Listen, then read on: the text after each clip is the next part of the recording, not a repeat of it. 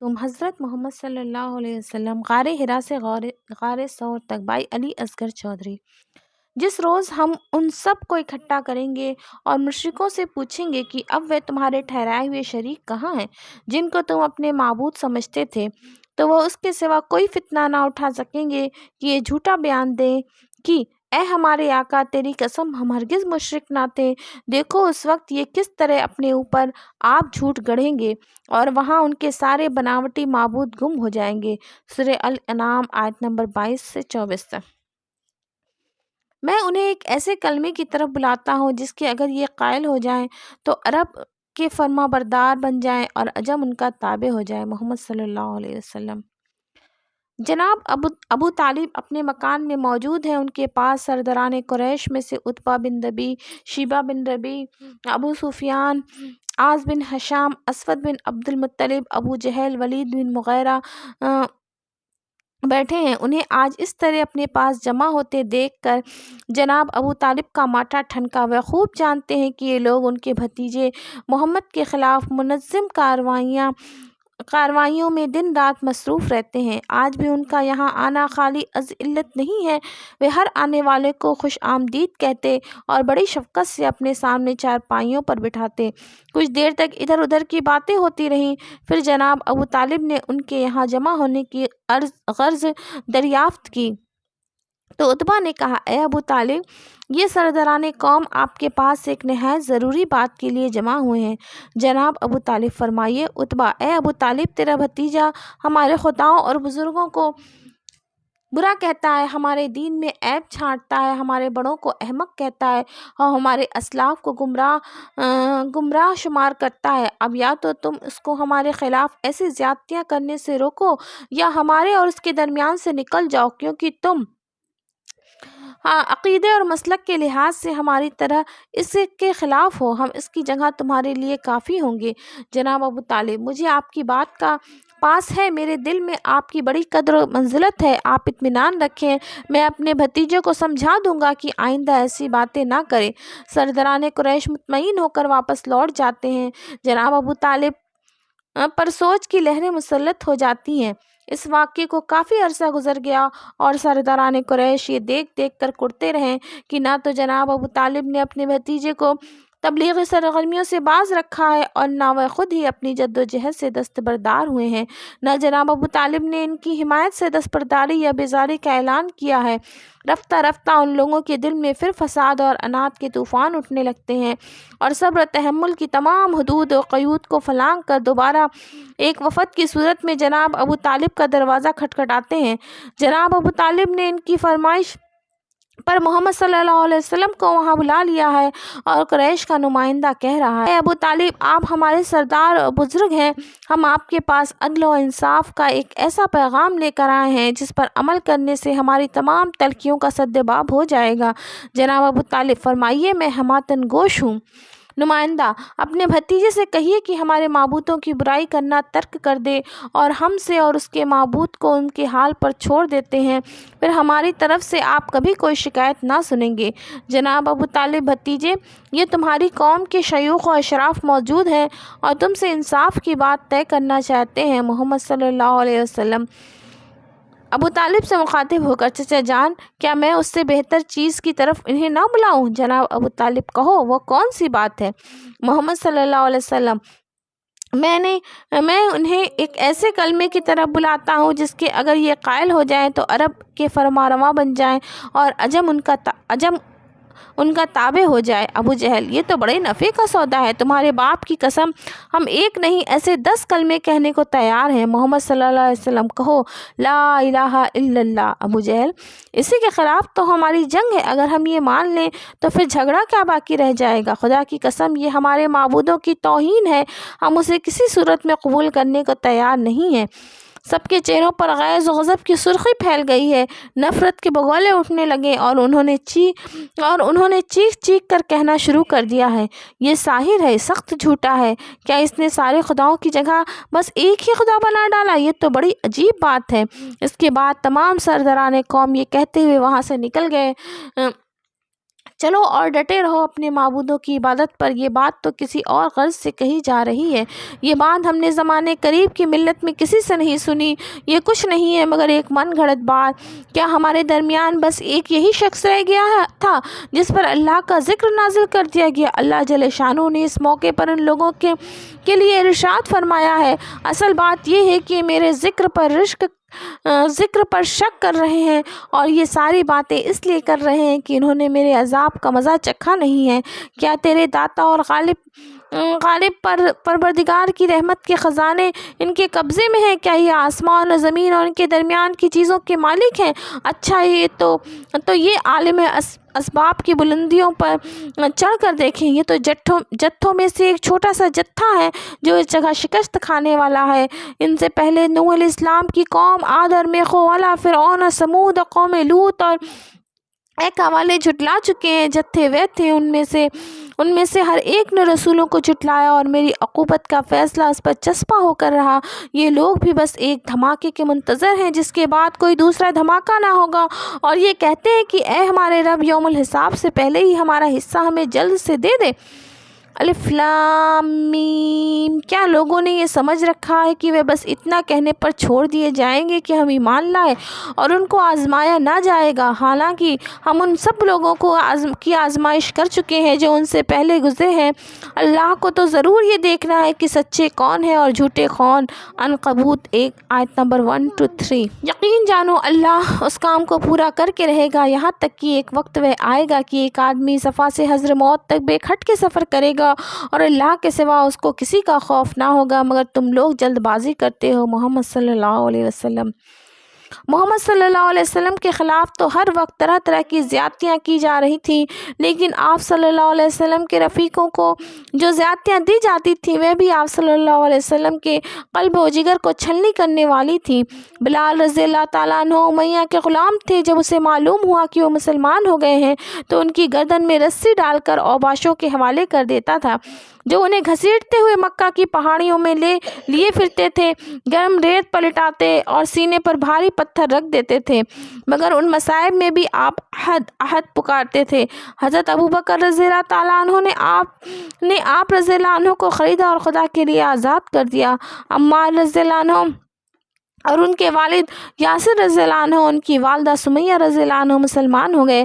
ابو جہل نے گو عذاب دیے۔ محمد صلی اللہ علیہ وسلم نے ان کو دردناک حالت میں دیکھا تو فرمایا، یاسر والوں صبر کرو، تمہارا مقام جنت ہے۔ یہ کہتے ہوئے رحمت عالم کی آنکھوں میں آنسو تیرنے لگے۔ ابو فقیر رضی اللہ عنہ افلا کے پاؤں میں رسی باندھ کر انہیں پتھریلی زمین پر گھسیٹا جاتا۔ جناب رضی اللہ عنہ بن ارت کے سر کے بال کھینچے جاتے، گردن مڑوڑی جاتی، آگ کے انگاروں پر لٹایا جاتا۔ یعینہ، زنیرہ، نہدیہ اور رام جیسی لونڈیاں تھیں، ان کے آقا ان کو بڑی وحشیانہ سزائیں دیا کرتے تھے۔ عثمان رضی اللہ عنہ بن عفان کا چچا آپ کو کھجور کی صف میں لپیٹ کر باندھتا اور پھر دھواں دیا کرتا تھا۔ مصعب رضی اللہ عنہ بن عمیر کو گھر سے نکال دیا گیا تھا۔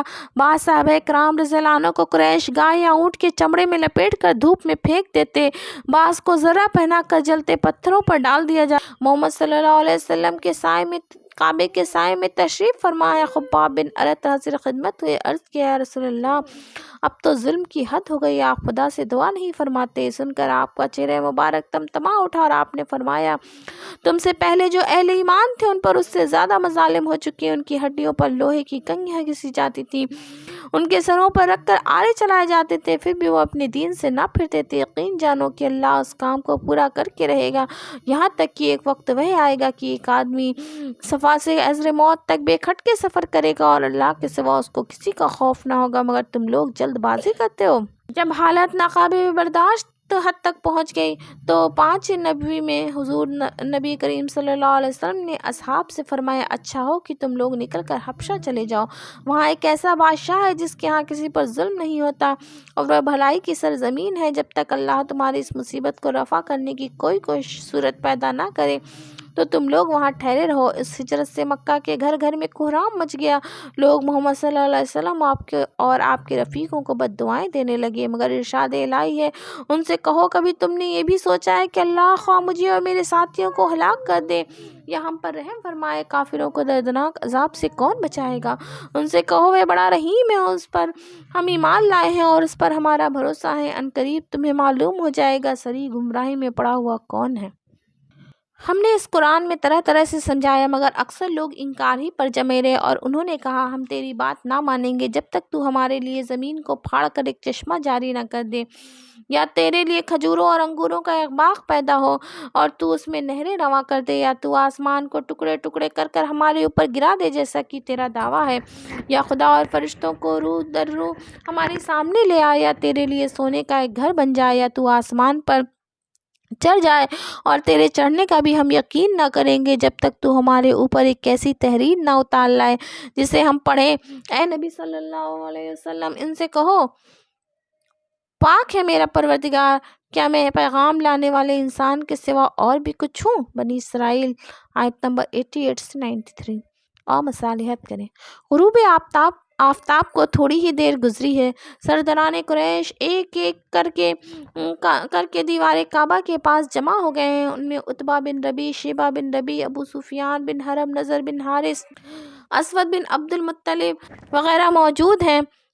ان میں سے بعض بڑے غصے کے عالم ہیں، کچھ لوگوں کی پیشانیوں پر تیوریاں دکھائی دیتی ہیں، کچھ بالکل خاموش اور افسردہ نظر آتے ہیں۔ جب سب لوگ جمع ہو گئے تو ایک آدمی نے اٹھ کر کہا یہ روز روز کی باتیں سن کر ہم تنگ آ گئے ہیں اور معاملہ برداشت کی حد سے گزر چکا ہے، اس لیے آج محمد صلی اللہ علیہ وسلم کو بلا کر ابھی اس سے دو ٹوک فیصلہ کر لو، یا تو وہ اپنی سرگرمیوں سے باز آ جائے ورنہ اس کے خلاف باقاعدہ منظم مہم چلائی جائے اور نہایت سختی سے کام لیا جائے۔ تم سچ کہتے ہو۔ حاضرین میں سے ایک نے کہا ابھی بلاؤ۔ محمد صلی اللہ علیہ وسلم کو وہ بڑی درستی سے بولا۔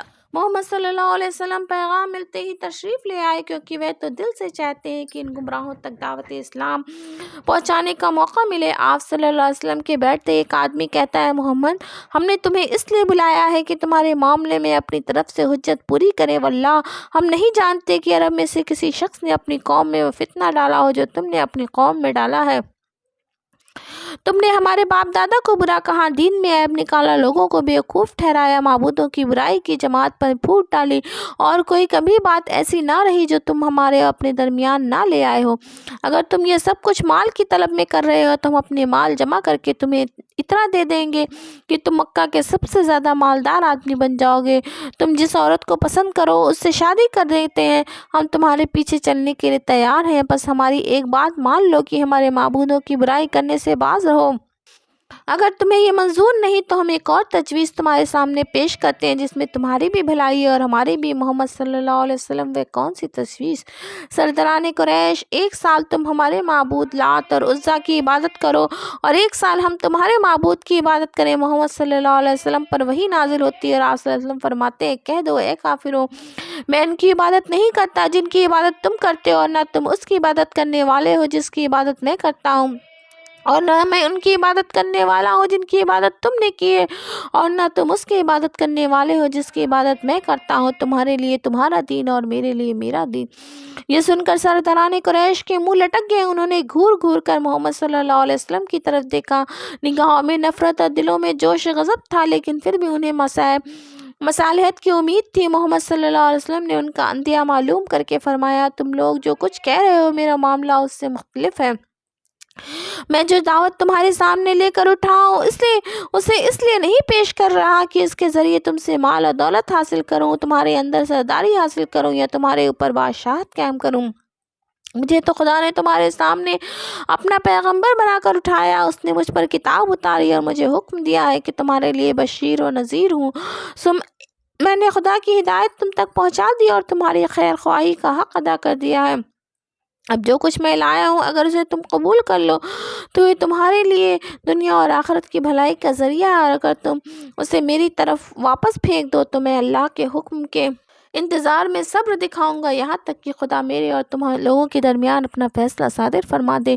یہ جواب سن کر جب انہوں نے دیکھا کہ آگے بڑھنے کا راستہ نہیں مل رہا تو طرح طرح کی حجتیں نکالنا شروع کی۔ مثلاً یہ کہا، تم جانتے ہو کہ ہماری زرزمین بہت ہی تنگ ہے، اس میں پانی کی کمی ہے، یہاں کی زندگی بہت کٹھن ہے، تم خدا سے کہو کہ میں ان پہاڑوں کو یہاں سے ہٹا دے، ہماری زمین کو کشادہ کر دے، اس میں شام و عراق کی طرح دریا چلا دے۔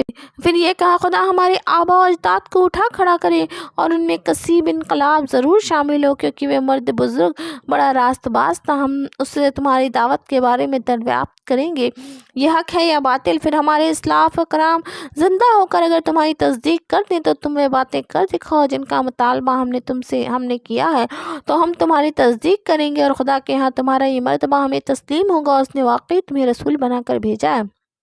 پھر کہا، یہ بھی نہیں کرتے تو ہم پر عذاب ہی وارد کرا دو۔ محمد صلی اللہ علیہ وسلم ان کی لادیانی مطالبات پر اپنی ہی بات دہراتے تھے اور فرماتے تھے، ما لہٰذا بعثت، مجھے ان کاموں کے لیے نہیں اٹھایا گیا ہے۔ آخر جب محمد صلی اللہ علیہ وسلم اٹھ کھڑے ہوئے تو آپ صلی اللہ علیہ وسلم کے ساتھ عبداللہ بن ابو ابی جو آپ صلی اللہ علیہ وسلم کا پھوپھی زاد بھائی تھا پھر اٹھ کھڑا ہوا اور آپ سے مخاطب ہو کر کہنے لگا، تمہاری قوم نے تمہارے سامنے کچھ باتیں رکھی لیکن تم نے کوئی پیشکش بھی مان کر نہیں دی، اب تو خدا کی قسم میں تمہارے اوپر ایمان نہیں لانے کا، خواہ تم آسمان پر سیڑھی لگا کر اس پر چڑھتے ہوئے دکھائی کیوں نہ دے جاؤ، پھر آنکھوں کے سامنے اترو اور تمہارے ساتھ 4 فرشتے بھی آ کر تمہاری صداقت کی گواہی کیوں نہ دیں۔ خدا کی قسم اگر میں ایسا کروں تو بھی میرا قطعاً یہ خیال نہیں کہ میں تمہاری ہی تصدیق کروں گا۔ اس کے بعد محسن انسانیت نے بڑے دکھی دل کے ساتھ گھر واپس آ گئے۔